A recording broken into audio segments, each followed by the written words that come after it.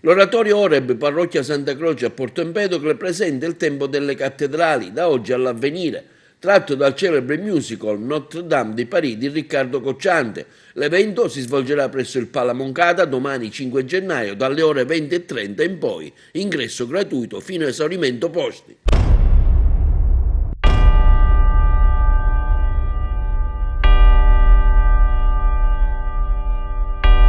Parigi 1482.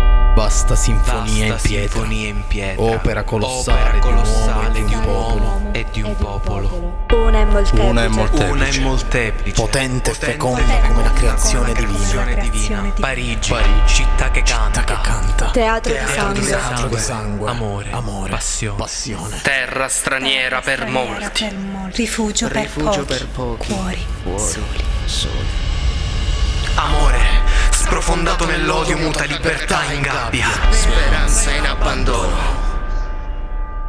Un vorticoso oblio che in questo tempo solca perenne i volti Da oggi all'avvenire.